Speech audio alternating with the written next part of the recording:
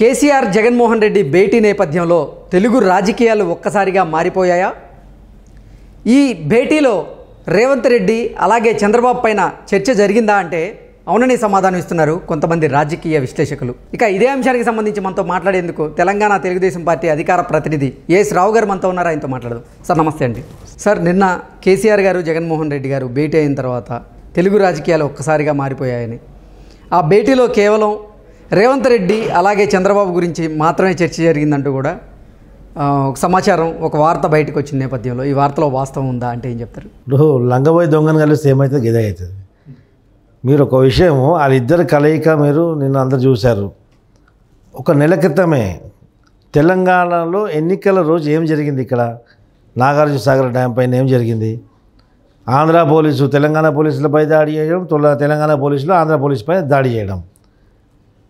It mean ఇద్దరికి వైరం ఉన్నట్టే కదా.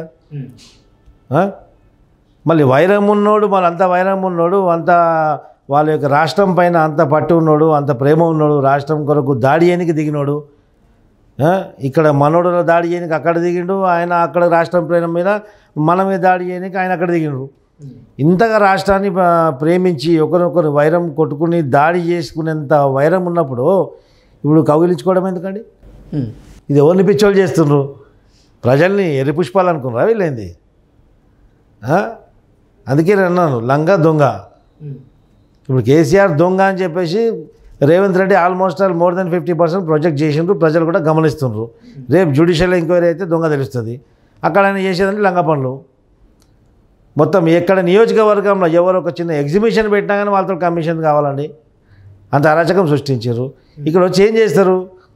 అరే నేను ఒక నమ్మినారా భయ్, నేను వచ్చేస్తా అనుకుని చెప్పి నేను ఓడిపోయినా ఏం చేయాలి? నేను పడిపోయి మంచం మీద పడ్డా, నువ్వు ఈ గతి కాదు అని చెప్పేసి ఒకరినొకరు పరామర్శించుకుంటుండ్రు. ఈయన భయపడి కింద పడిపోయిండు, ఇప్పుడు ఈయన భయంతో ఊగిపోతుండు. అదే జరుగుతుంది. Both are in frustrated mode. ఒకడు చావు దెబ్బ తిన్నాడు, చావు దెబ్బ తినబోతుండు.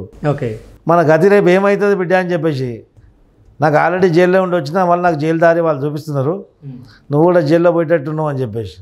ఓకే, అసలు నిన్న జగన్మోహన్ రెడ్డి కేసీఆర్ని కలిసిన నేపథ్యంలో ఏంటి ఏ విషయాలు చర్చకొచ్చి ఉండొచ్చు అంటే ఏం చెప్తారు సార్? ఏముంటుంది, ఇప్పుడు తెలంగాణలో అయితే కథ ముగిసింది. తెలంగాణలో రేపు జ్యుడిషియల్ ఎంక్వైరీ సిబిఐకి ఎంక్వైరీకి వేస్తే సిబిఐ అంతా కేంద్రం యొక్క కనుసంధానంలో ఉంటుంది కాబట్టి కేంద్రాన్ని ఏ విధంగా ఒప్పించుతాం, ఏ విధంగా పైరవి చేయి, మీరందరూ కూడా సిబిఐ ఎంక్వైరీ అని చెప్పండి. అక్కడ సిబిఐ ఎంక్వైరీ పోయిన తర్వాత అక్కడ మొత్తం లిక్కర్ కేసు ఏ విధంగా పెండింగ్లో పడ్డదో అక్కడ వ్యవస్థలు మేనేజ్ చేసి పెండింగ్లో పెట్టుకోవచ్చు. ఒకవేళ ఇక్కడ సిఐడి కానీ జ్యుడిషియల్ ఎంక్వైరీ సిట్టింగ్ చేస్తూ జ్యుడిషియల్ ఎంక్వైరీ అని చెప్పేసి ఇక్కడ రాష్ట్రానికి సంబంధించినటువంటి ఎంక్వైరీకి వేస్తే ఇట్లా ఇమ్మీడియట్లీ కేసీఆర్ జైలుకి పోవడం ఖాయం. ఇమ్మీడియట్లీ ఫస్ట్ అరెస్ట్ చేస్తారు. ఆ భయానికి జగన్మోహన్ రెడ్డి తోటి కేంద్రానికి లాబింగ్ చేయించుకోవడానికి ఒక మీడియేటర్గా జగన్మోహన్ రెడ్డిని వాడుకుంటున్నాడు ఆయన. అది ఇంటర్నల్గా ఉన్నటువంటి విషయాలు కానీ కొన్ని లీక్ అయినాయి కూడా. ఓకే, జ్యుడిషియల్ ఎంక్వైరీ చేస్తా అని చెప్పేసి మొత్తం క్యాబినెట్ మొత్తం తాగతాలు ఆడిపోతున్నారు. రేపు జ్యుడిషియల్ ఎంక్వైరీ చేస్తే నన్ను తీసుకుపోయి హాస్పిటల్ బెడ్ నుంచే తీసుకుపోయి జైలు బెడ్ మీద వండ పెడతారు. సిబిఐ ఎంక్వైరీ చేస్తే సిబిఐ అక్కడ రిక్వెస్ట్ పెట్టుకుంటే సంవత్సరాలు తడబడి అట్లనే పెండింగ్లో ఉండిపోతుంది కేసు. కమ్సే సిబిఐ ఎంక్వైరీ ఇవ్వమని చెప్పేసి అందరూ డిమాండ్ చేస్తే మంచిగా ఉంటుందని చెప్పేసి లోపల నుంచి లాబింగ్ చేస్తుండు బీజేపీ. దీని పరిణామం నెక్స్ట్ సిబిఐ ఎంక్వైరీ వేయాలని చెప్పేసి సిబిఐ ఎంక్వైరీ వేయమని ముఖ్యమంత్రిని అడగమని చెప్పేసి కిషన్ రెడ్డి పలకడం. కిషన్ రెడ్డి ఎవడు? కిషన్ రెడ్డి పచ్చి బీఆర్ఎస్ కోర్టు. ఇది నేను అనే విషయమే కాదు, మా బీజేపీ కార్యకర్తలు కూడా అంటారు. ఈరోజు బీజేపీకి దుస్థితి పట్టింది అంటే, బీజేపీ గ్రాఫ్ మొత్తం పడిపోయిందంటే దానికి కారణం కిషన్ రెడ్డి. ఓకే, ఎందుకంటే రాష్ట్ర నాయకత్వాన్ని మార్చడం, బండి సంజయ్ తీసేసి కిషన్ రెడ్డిని పెట్టడం. Kishan Reddy is the covert of MIM party and BRS party. మరి అది బీజేపీ అగ్రనేతలకి తెలియదు అంటారా? తెలుసు. కేసీఆర్తో ఉన్నటువంటి లోపాయకార ఒప్పందాలతోటి కేసీఆర్ కోరిక మేరకు కిషన్ రెడ్డిని పెట్టారు అక్కడ. ఇది ఇంటర్నల్ అండర్స్టాండింగ్ ఇది. ఓకే, లేకపోతే ఒక ప్రత్యర్థి పైన మనం పోటీ చేస్తున్నప్పుడు వాని ప్రాణం మన చేతులు ఉన్నప్పుడు పట్టేందుకు పిసుకరండి? మీరు నా శత్రువు, నీ ప్రాణం నా చేతులు ఎందుకు పిసికాయని చెప్పండి. లిక్కర్ కేసులో కవిత మొత్తం పీకల దాకా ఆడ మింగిపోయి కవిత అరెస్ట్ మొత్తం సిబిఐ చేతిలో, కేంద్ర ప్రభుత్వం చేతిలో ఉండే. ఒకవేళ లిక్కర్ కేసులో కవిత పోయింటే ఈరోజు బీజేపీ పరిస్థితి ఏముంటుండే? బీజేపీ ఏం చేసింది? కేసీఆర్ని చూసి, కేసీఆర్ యొక్క ప్రలోభాలను చూసి, కేసీఆర్ యొక్క ఓవర్ కాన్ఫిడెన్స్ని చూసి వీళ్ళు కూడా ఓవర్ కాన్ఫిడెన్స్లో వచ్చేసారు. పరోక్షంగా కేసీఆర్ని నమ్మిండ్రు బీజేపీ. కేసీఆర్ మునిగిండు, కేసీఆర్తో సహా బీజేపీని కూడా ముంచాడు. ఇప్పుడు ఎటు అర్థం కాని పరిస్థితుల్లో బీజేపీ ఉంది ఓకే సౌత్ ఇండియాలో. ఎందుకంటే తెలంగాణలో పోయింది, రేపు ఆంధ్రప్రదేశ్లో కూడా వాళ్ళ ప్రాతినిధ్యం పోతే దక్షిణ భారతదేశంలో బీజేపీ అనేది కనుమరుగైపోవడం ఖాయమని చెప్పి తెలిసిపోయింది. ఈరోజు చూడండి, బీజేపీ కార్యకర్తలు ఆర్ఎస్ఎస్ వాళ్ళు ఇంటింటికి రామజన్మభూమి శ్రీరాముడి అక్షంతరాన్ని తిరుగుతున్నారు. ఇది ఒక పరోక్షంగా ప్రచారం. ఇది దేనికోసం అంటారు? దేనికోసం? బీజేపీ ప్రచారం. బీజేపీకి ఇక్కడ ముఖం లేదు. ఇక్కడ BJP doesn't have any face to face the people of Telangana. ఎందుకంటే లిక్కర్ కేసులో అరెస్ట్ అయ్యేదానికి నువ్వు అరెస్ట్ కాకుండా మీరు కాపాడారు. అనేక మంది దోషుల్ని, అనేకమైన స్కామ్లలో ఇరుక్కున్న వాళ్ళని, సిబిఐ కేసులు, అరెస్ట్ వారికి వెళ్ళినటువంటి వాళ్ళని, వాళ్ళ ఆస్తులు జప్తు చేసినటువంటి కేసులని, అలాంటి నాయకులు బీజేపీలో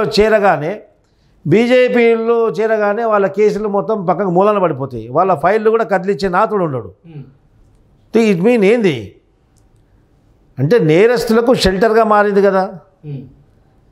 ఇప్పుడు ఇక్కడ ఉన్నటువంటి నేరస్తుడు, ఆర్థిక నేరస్తుడు, రాష్ట్ర ఖజానాన్ని కొల్లగొట్టినటువంటి నేరస్తుడు, దేశంలోనే అతిపెద్ద స్కాము కాళేశ్వరాన్ని స్కామేశ్వరంగా మార్చినటువంటి స్కామర్ కేసీఆర్.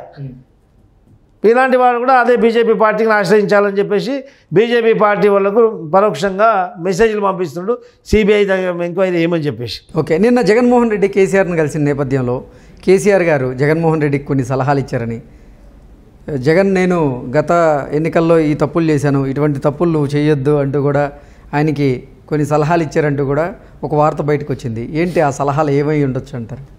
ఇప్పుడు ట్రైన్ ఉన్నప్పుడే, స్టేషన్లో ట్రైన్ ఆగినప్పుడే ట్రైన్ ఎక్కాల. ట్రైన్ వెళ్ళిపోయిన తర్వాత, స్టేషన్ దాటిపోయిన తర్వాత అది రన్నింగ్ ట్రైన్ ఎక్కడం అనేది చాలా ప్రమాదకరం. కింద అనేది మొత్తం రాళ్ళు ఉంటాయి, మధ్యలో పోల్స్ ఉంటాయి. కింద రాళ్ళు తగిలి కింద ట్రైన్ కింద పడవచ్చు, ఆ పోలు తగిలి తలవలికి చనిపోవచ్చు, ఏదైనా జరగవచ్చు. ఎందుకంటే ఇప్పుడు ట్రైన్ అనేది ఆంధ్రప్రదేశ్ నుంచి వెళ్ళిపోయింది, గెలుపు ట్రైన్ ఆంధ్రప్రదేశ్ నుంచి వెళ్ళిపోయింది. ఇప్పుడు జగన్మోహన్ రెడ్డి ఇప్పుడే స్టేషన్ చేరుకున్నాడు, స్టేషన్ చూస్తున్నాడు. ఇప్పుడు ఎన్ని సలహాలు సూచనలు తీసుకున్నా అక్కడ జరగాల్సినటువంటి నష్టం అంతా జరిగిపోయింది. ఎందుకంటే ప్రజలు విసుకెత్తున్నారు అక్కడ వీళ్ళ అరాచకంతో. ఇప్పుడు ఎన్ని చేసినా కానీ ఇట్ ఈస్ టూ లేట్. ఇప్పుడు హార్డ్లీ ఒక 2 months 3 months ఉంది, 2 నెలల తర్వాత నోటిఫికేషన్ వస్తుంది. ఇప్పుడు మీరు ఏం చేసే అవకాశం కూడా లేదు. ఇప్పుడు నెక్స్ట్ ఓటాన్ బడ్జెట్ వచ్చేస్తుంది, ఆ తర్వాత మీ ప్రభుత్వం ఆల్మోస్ట్ ఫినిష్ అయినట్టే కదా. ఇప్పుడు మీరు ఏం సరిదిద్దుకుంటారు? 5 సంవత్సరాల నుంచి మీరు ప్రజల్ని నమ్మించలేకపోయారు, ప్రజల యొక్క విశ్వాసం కోల్పోయారు. ఇప్పుడు ఈ ఏమంటారు 5 వారాలలోపు 6 వారాలలోపు ఏం చేయగలుగుతారు? నథింగ్. It is possible. అసలు పాసిబిలిటీ అనేది లేదు. ప్రజల్లో విశ్వాసం కోల్పోయారు. కేసీఆర్ ఏ విధంగా మోసపోయాడు ఆ విషయాలు అనేది జగన్మోహన్ రెడ్డి చెప్పిండొచ్చు. అయినప్పటికీ కూడా ఆయన సూచనలు తీసుకున్నా కానీ అది ఆచరణ సాధ్యమయ్యే విషయం కాదు. ఇప్పుడు ఏ విధంగా మనం జైలుకి పోతున్నాం, ముందు ప్రణాళిక ఒక ప్లస్ మైనస్ 2 చర్చించుకున్నట్టు బయట సమాచారం.